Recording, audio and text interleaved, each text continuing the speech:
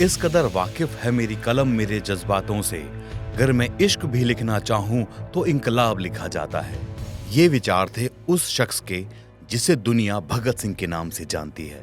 भगत सिंह के व्यक्तित्व की सबसे बड़ी खासियत उनके विचार ही थे। उनके विचार ही वे हथियार थे जिनके बलबूते हिंदुस्तान को आजादी मिली। भगत सिंह का जन्म 27 सितंबर 1907 को लायलपुर जिले के बंगा में हुआ था, जो अब पाकिस्तान में है। उस समय उनके चाचा अजीत सिंह और स्वान सिंह भारत की आजादी में अपना सहयोग दे रहे थे। ये दोनों करतार सिंह सराभा द्वारा संचालित गदर पार्टी के सदस्य थे।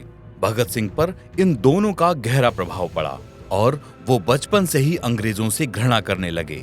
भगत सिंह को बचपन से ही पढ़ने लिखने का जुनूनी शौक था। साल 1924 में जब उन्होंने लिखना शुरू किया तब उनकी आयु महज 17 साल थी। इतनी कम आयु में भी हिंदी, पंजाबी, उर्दू और अंग्रेजी 4 भाषाओं पर उनका समान अधिकार था। छोटी सी उम्र में उन्होंने खूब पढ़ा, इस दुनिया को करीब से देखा, समझा और व्यवस्था बदलने के लिए जी भर कोशिशें की। साल 1919 में हुए जलियांवाला बाग हत्याकांड से भगत सिंह बहुत दुखी हुए और महात्मा गांधी द्वारा चलाए गए असहयोग आंदोलन का उन्होंने खुलकर समर्थन किया। उस दौर में आजादी की लड़ाई जोरों पर थी। ऐसे में देश प्रेम में भगत सिंह ने अपनी कॉलेज की पढ़ाई छोड़ दी और आजादी की लड़ाई में कूद गए।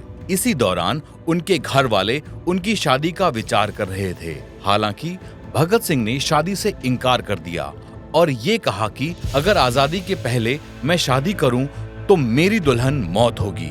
इसके बाद भगत सिंह ने चंद्रशेखर आजाद और अन्य क्रांतिकारी सदस्यों के साथ मिलकर ब्रिटिश सरकार के खिलाफ आंदोलन शुरू कर दिया। भगत सिंह ने 17 दिसंबर 1928 को लाहौर में राजगुरु के साथ मिलकर अंग्रेजी सरकार के सहायक पुलिस अधीक्षक जेपी सैंडर्स को मार गिराया। इसी के साथ 8 अप्रैल 1929 को क्रांतिकारी साथी बटुकेश्वर दत्त के साथ मिलकर अलीपुर रोड दिल्ली स्थित ब्रिटिश भारत सरकार के तत्कालीन सेंट्रल असेंबली के सभागार में अंग्रेजी सरकार को जलाने के लिए बम और पर्ची फेंकी, जिसके बाद उन्हें गिरफ्तार कर लिया गया और कोर्ट में उन्हें फांसी की सजा सुनाई गई। तारीख थी 23 मार्च 1931। शाम के 7:30 बजे का वक्त था।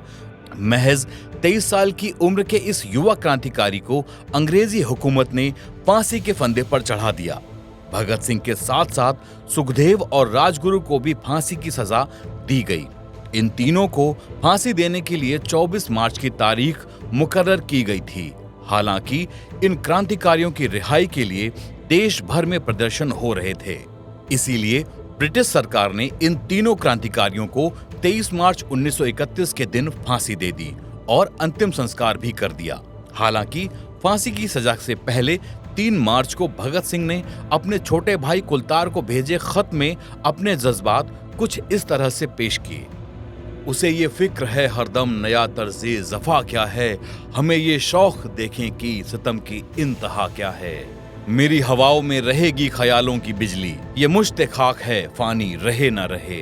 भगत सिंह की शख्सियत का अंदाजा इस बात से भी लगाया जा सकता है कि फांसी की सजा होने के बाद भी भगत सिंह जरा भी विचलित नहीं हुए और हंसते हंसते फांसी के तख्ते पर चढ़ गए।